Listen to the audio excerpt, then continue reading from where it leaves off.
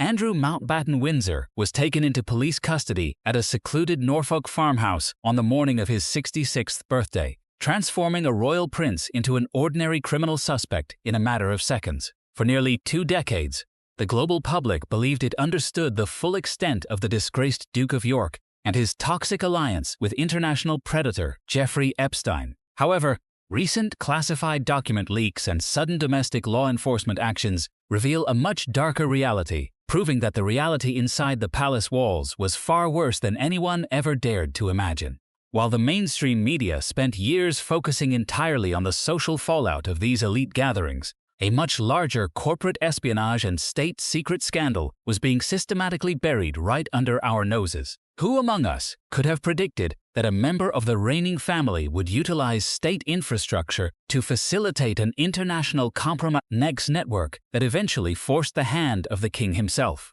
If you stay with us until the final moments of this investigation on Inspired Stories, you will discover the unredacted details of the trade operations that occurred behind closed doors, the secret financial channels that the Crown desperately tried to conceal, and the ultimate reason why the British monarchy chose to completely destroy one of its own bloodlines rather than let him speak in an open court of law. The calculated structure protecting the elite has finally shattered, and the true horror of what occurred at the highest levels of global authority is about to be laid bare. The investigation into the fall of Andrew Mountbatten Windsor requires a deep dive into the hidden machinery of state power and international trade that functioned far outside the view of regular government oversight. To fully understand why 6 unmarked law enforcement vehicles converged on a quiet Norfolk estate, one must look back to the years when the former prince occupied a highly influential position as the United Kingdom's special representative for international trade and investment.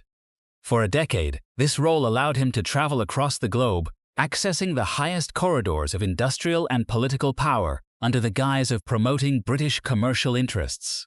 While the public assumed these official tours were merely ceremonial exercises in corporate diplomacy, internal documents recently unsealed by the United States Department of Justice paint a much more calculated picture. These records reveal a parallel communication network where sensitive economic strategies, infrastructure plans, and sovereign investment blueprints were systematically moved from government briefcases into a private ecosystem controlled by international financiers. The emerging scandal, now referred to inside Westminster circles as Tradegate, uncovers an astonishing truth, which is that a member of the royal family was allegedly operating as a high-level information pipeline for an elite compromise ring. The operational speed of this network was breathtaking, often bypassing standard diplomatic security protocols entirely. Investigators have established that on multiple occasions, confidential briefings prepared by British trade attaches in foreign capitals were transmitted to private entities within mere minutes of the prince concluding his official meetings. This was not a matter of casual conversation or accidental slips during state dinners, but rather a structured pipeline where valuable geopolitical intelligence was treated as personal currency. For years, the public wondered what real purpose bound a senior British royal to a controversial American hedge fund manager whose legal troubles were already well known in elite circles. The answer did not lie within the realm of shared social interactions or mutual acquaintances, but in the cold utility of exclusive corporate intelligence. Access to sovereign wealth fund strategies and upcoming regulatory shifts allowed the elite network to anticipate global market movements with absolute precision, generating massive financial advantages while using the prestige of the British crown as a protective shield. The true depth of this compromise became undeniable when digital forensics traced specific transmissions containing highly sensitive updates on resource concessions in Central and East Asia.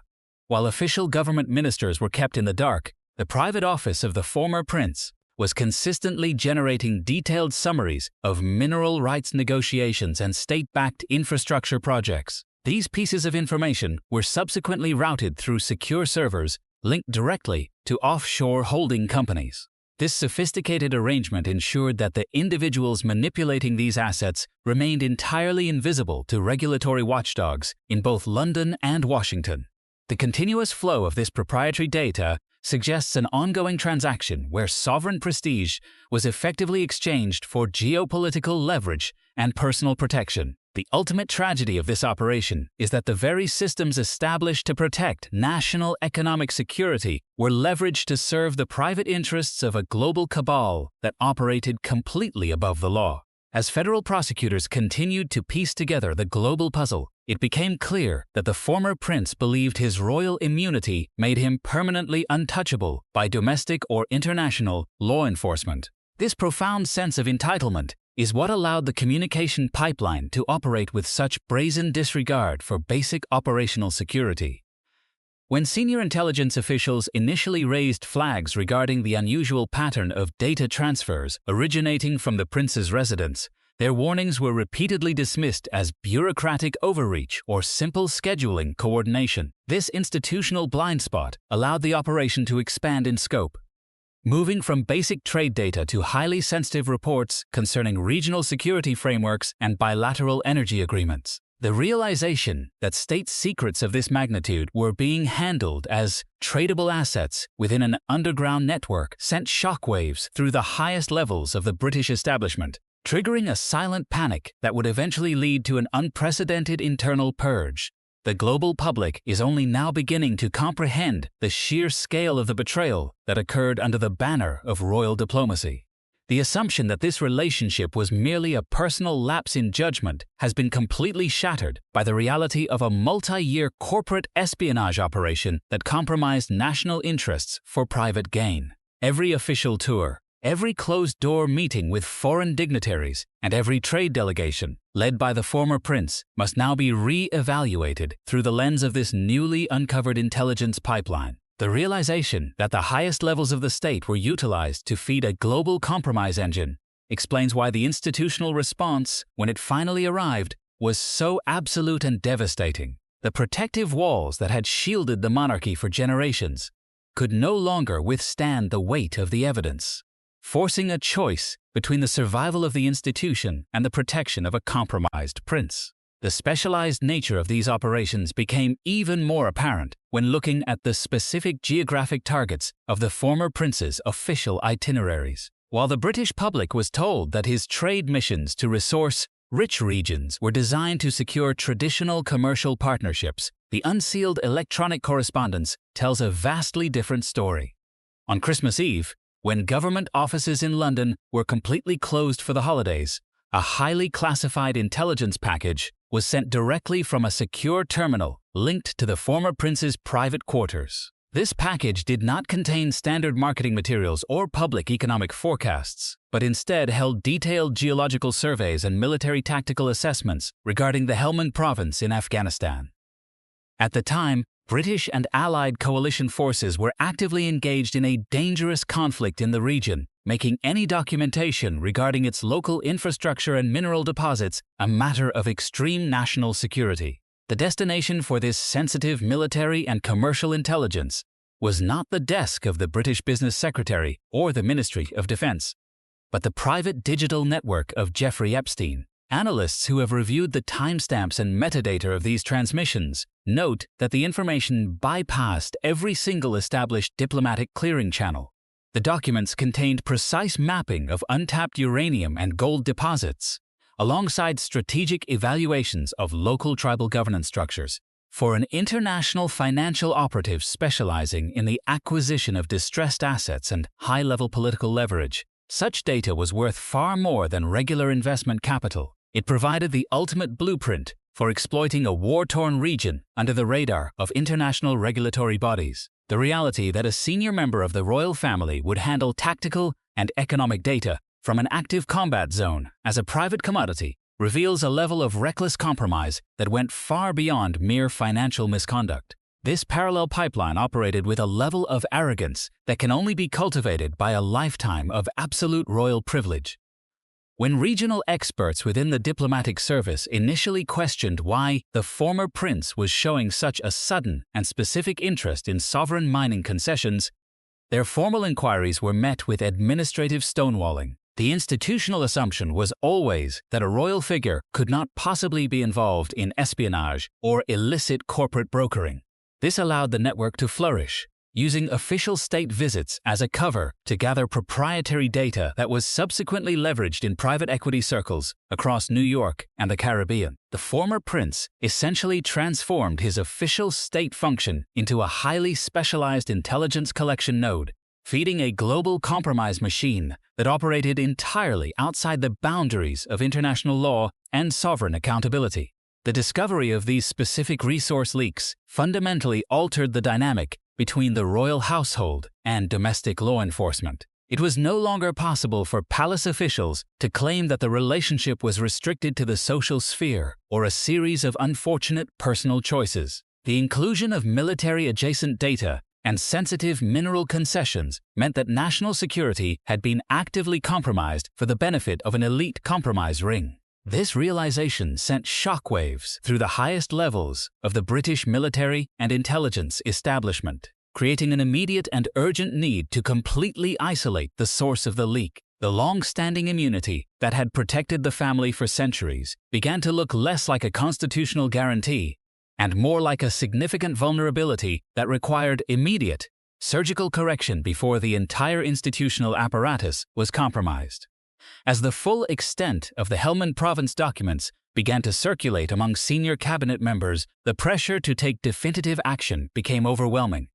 The traditional methods of royal containment, which usually involved quiet retirement to a country estate or a temporary withdrawal from public duties, were completely inadequate for a scandal of this magnitude. The information involved was too volatile, and the international implications were too severe to be managed by a simple public relations strategy. The realization that state infrastructure had been utilized to transfer tactical intelligence to an international predator shattered the last remnants of institutional protection, setting the stage for a dramatic shift in how the state would handle its most problematic insider. While the hidden machinery of state resource leaks operated silently in the background, a parallel and devastating blow was being prepared within the legal system, driven by voices that refused to be silenced. The tragic passing of Virginia Giuffre in April 2025 initially led some within the former prince's inner circle to believe that the primary source of public and legal pressure had disappeared. They assumed that with her death, the decades-long crusade for accountability would lose its momentum and eventually fade from the public eye. However, this calculation proved to be a catastrophic error in judgment, as her legal team had already secured her full testimony through an architectural masterstroke of literary and legal planning. The posthumous publication of her deeply personal memoir, published by Alfred A. Knopf under the title Nobody's Girl, effectively granted her voice, a form of legal immortality that could not be suppressed by royal influence or wealth. The release of the book completely dismantled the carefully fabricated public defenses that the former prince had relied on since his disastrous 2019 television appearance. In that infamous interview, he had attempted to construct an alibi based on everyday domestic activities, famously claiming an inability to sweat due to a wartime medical condition and asserting he was at a pizza restaurant on a critical date. The memoir, backed by corroborated flight manifests and contemporary personal journals, exposed these claims as elaborate fabrications designed to mislead both international investigators and the global public. The text provided specific, unredacted descriptions of encounters that occurred across multiple continents, detailing how the prestige of the British monarchy was actively used as a tool of intimidation to ensure absolute compliance and silence. What made the publication truly devastating for the royal household was not just the emotional weight of the narrative, but the meticulous presentation of supporting evidence appended to each chapter. This included previously unreleased communication logs, internal security detail schedules, and financial records that directly linked payments from offshore accounts to individuals within the prince's immediate social orbit. The book transformed the public discourse from a series of historical allegations into a concrete roadmap for criminal investigators, effectively forcing domestic law enforcement to treat the former prince as an active subject rather than an untouchable institution. The global public, reading the explicit details of how young women were transported through private airfields under royal security protection, experienced a profound shift from passive curiosity to widespread moral outrage. The political fallout from the memoir was immediate, sparking intense debates within the halls of Parliament regarding the misuse of state-funded security personnel. It became increasingly clear that the official police officers assigned to protect the royal family had been placed in a position where their presence inadvertently facilitated the movement of individuals connected to an international compromise network. This realization transformed the scandal from a personal moral failure into a systemic institutional crisis that threatened the core credibility of the British state. The narrative of the victimized teenager, surviving against the overwhelming power of a centuries-old dynasty, resonated deeply with an international audience, destroying any remaining public sympathy for the former prince and rendering his continued presence in public life entirely untenable. As the text of Nobody's Girl circulated globally, the legal strategies of the former prince's defense team completely collapsed under the weight of the new evidence. They could no longer claim that the allegations were the product of financial opportunism or mistaken identity, as the primary source material was now supported by a massive archive of verified corporate and administrative data. The book served as a permanent, undeniable indictment that remained active long after its author had passed away, ensuring that the demands for justice would continue to build momentum. This relentless pressure created an environment where the state could no longer justify its policy of passive protection, forcing the Crown to initiate a rapid and total dismantling of the prince's public and legal identity to prevent the entire institution from being dragged into the abyss. The structural response from the British monarchy to these mounting revelations was swift, deliberate, and entirely lacking in familial sentimentality. King Charles III, recognizing that the very survival of the institution was at stake, initiated a 9-day surgical purge designed to completely erase his brother's public and legal footprint. This was not a standard public relations restructuring, but a profound constitutional dismantling executed through official letters patent. Within a single week, the ancient titles that had defined the former prince's identity for over half a century were systematically stripped away, removing the protective legal canopy that had shielded him from standard domestic judicial processes. The most symbolic and devastating blow occurred within the inner chambers of Windsor Castle, where the king ordered the immediate removal of the former prince's heraldic banners from the Order of the Garter.